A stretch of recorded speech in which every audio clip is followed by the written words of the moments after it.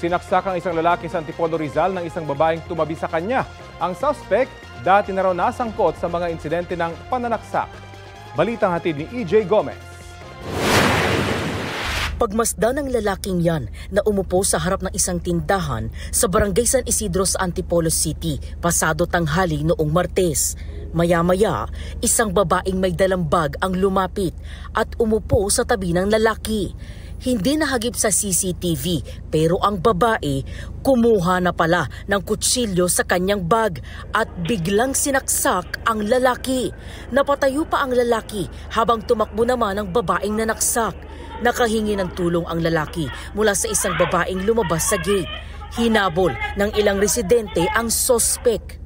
Nang napadayo lang siya roon, nagpaalam pa dun sa pinsan na bantay ng tindahan na makikiupo lang. Yung pinsan niyang nakaupo naman doon, nagkakain lang, tumambay na yosi. Bigla na lang pong sinaksak eh. Pagdating namin doon, may hawak na kutsilyo pa yung babae. Doon na namin siya na-trap yung babae nung binitawan niya yung kutsilyo. Inaresto siya ng mga tauhan ng Barangay San Isidro. Nakuha rin ang ginamit niyang patalim na abot sa 12 pulgada ang haba. Ayon po dun sa pinsan niya, nung biktima, itinakbo po agad nila sa ospital. Kasi medyo dumudugo na at sabi niya masakit yung dibdib niya. Kasi ang tama niya po ay nasa kaliwang dibdib. Kritikal ang kondisyon ngayon ng 26 anyos na biktima ayon sa barangay. Itinanggi ng 30 anyos na sospek ang pananaksak. Hindi rin daw sa kanya ang nakumpiskang patalim. Hindi po totoo yun kasi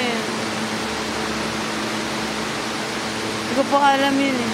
Wala po akong dalang ganong bagay. Metal na bagay, wala po akong dalang ganon.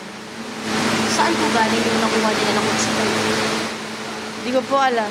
Sa records ng barangay, dati nang nasangkot ang babae sa ilang insidente ng pananaksak sa Antipolo City. Bali, nakatatlong insidenteng pananaksak na po siya bago po itong bago.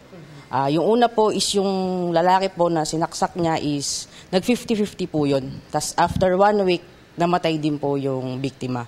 Tapos po yung pangalawa, siya rin po yung nanaksak po sa may simbahan, ng Antipolo simbahan po.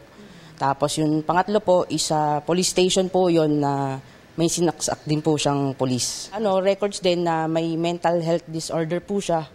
Nakapiit sa custodial facility ng Antipolo Police ang sospek. Sasampahan siya ng reklamong frustrated homicide. EJ Gomez, nagbabalita para sa GMA Integrated News.